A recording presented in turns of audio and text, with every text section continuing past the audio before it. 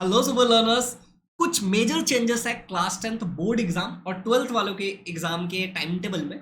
आपके official website पे ये आ चुका है, इसके बारे में थोड़ा सा डिस्कस करेंगे। चलिए शुरू करते हैं, ठीक है। Maharashtra state board secondary and higher secondary. अब ये पीडीएफ समझना ना कुछ लोगों के लिए थोड़ा मुश्किल होता है, चैलेंजिंग होता है, जो पहली बार आते हैं, जिनके घर में कोई नहीं होता उनके लिए। तो देखो, सबसे पहले यहाँ पे ये जो क्लास 10th वाला है, ये मार्च 2024 में जो बोर्ड एग्जाम होगा, ऑफिशियली आप ये डाउनलोड कर सकते हो। 1 मार्च से पेपर स्टार्ट हो जाएगा। अगर आपका टाइमिंग क्या है, 11 बजे से लेके 2 बजे तक, पहली बात। और एक और पेपर क्या होता है, 3 से लेके 6 बजे तक। तो ये भी पेपर्स होते हैं, ओके। अब किस केस में आपका पेपर होगा, अगर आपका फर्स्ट लैंग्वेज इनमें से कोई है, मराठी, हिंदी, उर्दू, गुजराती, कन्नड़, तमिल, तेलुगु, मलयालम, सिंधी, बंगाली, पंजाबी, तो आपका पेपर होगा इस टाइम। अब यहां पे बोला है कि सेकेंड हाफ में अगर आपका सेकेंड और थर्ड लैंग्वेज जर्मन या फ्रेंच है तो आपका पेपर होगा। Got it. ये बहुत लोग बताते ही नहीं है, बट ये इंपॉर्टेंट है, लिखा हुआ है। नेक्स्ट अगर हम बात करें, अच्छा, यहाँ पे भी कुछ चीजें लिखी हुई होती है, वैसे आप ये पढ़ सकते हो, ये नॉट दैट यूजफुल। अच्छा, उसके बाद 2 तारीख को आप इसको अपने हिसाब से नोट करते जाना, अपना एक पेपर पेन ले लो, नोट कर लो। 2 तारीख को 11 से 2 एक पेपर होगा, इधर सेकेंड में कोई स्लॉट नहीं, ओके। तो यहाँ पे अगर आपका इनमें से कोई सब्जेक्ट है, इनमें से सब्जेक्ट जैसे क्या है यहाँ पे, multi skill assistant, technique, basic technology, automotive वगैरह वगैरह वगैरह, ठीक है, इलेक्ट्रिकल टेक्नोलॉजी, कुछ लोगों के ये सब्जेक्ट भी होता है। मैं बहुत, मेरे पास मतलब बैचेस में बहुत बच्चे होते हैं, मेरे जो लाइव बैचेस होते हैं, जिसके लिए आप एडमिशन के लिए इस नंबर पे कॉल कर सकते हो। ये बहुत बैच है, बच्चे बहुत होते हैं, तो किसी ना किसी का कोई ना कोई सब्जेक्ट होता है, तो ये चीजें मुझे पता है, ठीक है। तो मोरलेस ये अगर आपका है तो आपका 2 तारीख को पेपर होगा, ठीक है। अब यहाँ पे फिर आपको 3 तारीख को छुट्टी दिया है, मुझे नहीं पता संडे वगैरह है कि नहीं है, आप देख सकते हो कैलेंडर में। बट 3 तारीख को छुट्टी है, फिर 4 तारीख को पेपर है मंडे को, ओ पिछले संडे इसलिए, ठीक है। 4 तारीख को जो आपका पेपर है, वो अगर आपका सेकेंड या फिर थर्ड लैंग्वेज इनमें से कोई है तो, जैसे मराठी, कन्नड़, तमिल, तेलुगु, मलयालम, मलयालम, बंगाली, पंजाबी, तो इधर कोई पेपर नहीं है। अच्छा, 11 से ये अगर आपका सेकेंड या थर्ड लैंग्वेज अगर कंपोजिट कोर्स वाले आप हो, जैसे हिंदी कंपोजिट वगैरह, संस्कृत कंपोजिट वगैरह वगैरह वाला, तो आपका होगा, या फिर मराठी कंपोजिट वाले आप हो तो, मतलब कंपोजिट कोर्स वाले यहाँ पे बोला है मराठी के लिए, ठीक है। अच्छा, 7 मार्च को, अब देखो यहाँ पे 5 को छुट्टी है, 6 को छुट्टी है, फिर 7 मार्च को इस टाइम टेबल के हिसाब से 11 से 2 बजे फर्स्ट लैंग्वेज अगर आपका इंग्लिश है, जो कि इंग्लिश मीडियम वालों का होता है, तो आपका ये पेपर रहेगा। थर्ड लैंग्वेज अगर आपका इंग्लिश है, ये शायद मराठी मीडियम वालों का होता है, तो आपका ये रहेगा। बाकी अपने मीडियम के हिसाब से आप अपने टीचर से पूछ लेना, मुझे एग्जैक्टली ये चीज मैं कंफर्मिटी के साथ नहीं बोल सकता कि किसका फर्स्ट लैंग्वेज क्या होता नहीं होता। अच्छा, सैटरडे को, अब 8 तारीख को छुट्टी है, फ्राइडे को, सैटरडे को 11 बजे अगर आपका सेकेंड या थर्ड लैंग्वेज हिंदी है तो आपका पेपर होगा। आपका सेकेंड या थर्ड लैंग्वेज अगर कंपोजिट हिंदी है तो आपका पेपर, टाइमिंग वही रहेगा, ओके। फिर नेक्स्ट पे चलते हैं। 11 मार्च की अगर मैं बात करूं, अब यहाँ पे हम लोगों ने लास्ट डेट क्या देखा था, 9 तारीख, तो 10 को छुट्टी है, फिर 11 को मंडे। इस टाइम में अगर आपका सेकेंड या थर्ड लैंग्वेज, स्टार्टिंग में लैंग्वेज के पेपर होते हैं, उर्दू, गुजराती, संस्कृत, पाली एंड सो ऑन अगर है तो। अच्छा, 3 से 5 वाले स्लॉट में अगर आपका सेकेंड या थर्ड लैंग्वेज इनमें से कोई है तो आपका पेपर होगा। जैसे इनमें से क्या है, कंपोजिट कोर्स उर्दू का, संस्कृत कंपोजिट अगर आपका है तो, पाली कंपोजिट है, ठीक है, एंड सो ऑन अगर आपका कंपोजिट है तो आपका पेपर 3 बजे से 5 बजे तक, ठीक है, सेम डेट 11 तारीख को। अब इसके बाद अगर हम बात करें तो 12 को छुट्टी है। 13 तारीख को अगर हम बात करें तो 11 बजे से 1 बजे तक हमारा मैथ्स 1 मतलब अलजेब्रा रहने वाला है, ये सबका रहेगा, कोई भी, मराठी, इंग्लिश, हिंदी, सारे मीडियम का, ठीक है। अच्छा, और 11 से 1 अर्थमेटिक रहेगा, अगर किसी बच्चे का अर्थमेटिक वाला है तो, ओनली इलिजिबल फॉर दिव्यांग कैंडिडेट। अब मैं आपको ये बताता हूँ, ऐसे बच्चे भी हैं मेरे पास जो इस चीज के लिए एलिजिबल हैं, तो अगर आप दिव्यांग कैंडिडेट में आते हो तो आपका ये पेपर रहेगा, तो मैं इसलिए हर एक चीज बता रहा हूँ, ठीक है, ओके। 14 को छुट्टी है, 15 को 11 बजे से 1 बजे तक आपका पेपर होगा मैथ्स 2 मतलब ज्योमेट्री।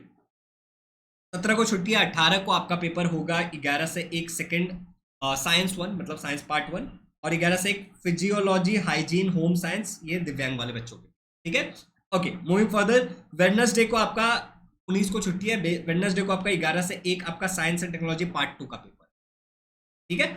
अब यहाँ पे देखो छुट्टी को कैसे यूटिलाइज करना है, इससे रिलेटेड भी मैं वीडियो बनाऊंगा आप लोगों के लिए बहुत जल्द, तो आप चिंता मत करो। बाकी हमारे बैच के बच्चों को ये सारी चीज़ें बहुत अच्छे से एक्सप्लेन की जाती है, कौन सा हमारे बैच है वो मैं आपको ये जब पूरा एक्सप्लेन कर दूंगा तब बताऊंगा, ठीक है। 22 तारीख को, अब यहाँ पे देखो हमारे पास 20 को हमारा पेपर हुआ, 21 को छुट्टी है, 22 को हमारा सोशल साइंस पेपर 1 है, मतलब हिस्ट्री एंड पॉलिटिकल साइंस का पेपर है, ठीक है। 11 से 1 यहाँ पे कोई पेपर नहीं है। अच्छा 26 तारीख को, अब 23 छुट्टी है, 24 छुट्टी है, 25 छुट्टी है, सीधे 26 तारीख को हमारा पेपर है, मतलब बहुत टाइम है हमारे पास ज्योग्राफी की। अभी ज्यादा ज्योग्राफी में मेहनत नहीं भी करेंगे ना, पढ़ के भी रख देंगे ना, इतनी रिविजन नहीं भी करेंगे तो भी चलेगा, ठीक है। तो 11 से 1 हमारा सोशल साइंस, 2 है ज्योग्राफी, इसके बाद हमारा कोई पेपर नहीं। अब अगर मैं यहाँ पे देखने जाऊँ, मैं मेन लैंग्वेजेस तो आप ऑब्वियसली प्रिपेयर करके रख लेना स्टार्टिंग से, उस पर कोई रिस्क मत लेना। अब अगर मैं मेन पेपर्स की बात करने जाऊँ, जैसे कि मैथमेटिक्स 1, ठीक है, यहीं पे मैं आपको थोड़ा सा आइडिया दे देता हूँ, ओके, और बैच के बारे में भी बताने वाला। तो यहाँ पे देखो, जैसे 13 तारीख को हमारा है, और फिर ये क्या है 15 है, तो एक दिन की छुट्टी है, ओके, तो ये 15 है, तो 14 तारीख को हमारी छुट्टी है, एक दिन, ओके, जिसमें हमें पूरा ज्योमेट्री का रिवीजन करना हो। तो इससे समझ में ये भी आता है कि ज्योमेट्री को बहुत अच्छे से पढ़ के रखना है। जैसे मैंने मार्क कर दिया मैथ्स 2, तो ज्योमेट्री को बहुत अच्छे से पढ़ के रखना है, समझने वाली बात। अच्छा उसके बाद देखो 17 को छुट्टी है, फिर 18 को, तो इससे समझ में ये भी आता है, सॉरी 16 को छुट्टी है, 17 को छुट्टी है, फिर 18 को हमारा पेपर है, तो ये 2 दिन छुट्टी है। तो साइंस 1 के लिए हमारे पास इनफ टाइम होगा, तो 5 चैप्टर 16 को रिवीजन कर लिया, 5 चैप्टर 17 को रिवीजन कर लिया, काम चलेगा। लेकिन अगर आप देखोगे तो 18 के बाद 19 को छुट्टी है, 20 को आपका एग्जाम है, तो साइंस 2 बहुत अच्छे से पढ़ के रखना पड़ेगा, तो साइंस 2 बहुत अच्छे से पढ़ के रखना पड़ेगा, समझ रहे हो, उस पर रिस्क नहीं ले सकते, टाइम कम है। इसके बाद अगर हम बात करें 20 के बाद 21 को एक छुट्टी है और 22 को हमारा पेपर है, तो हिस्ट्री एंड पॉलिटिकल साइंस में बहुत अच्छे से पढ़ के रखना पड़ेगा स्टार्टिंग से। लेकिन यहाँ पे हमारे पास फिर 23, 24, 25 3 दिन छुट्टी है, तो ज्योग्राफी पे हम बाद में भी थोड़ा अगर करेंगे, लाइटली भी करेंगे तो चलेगा।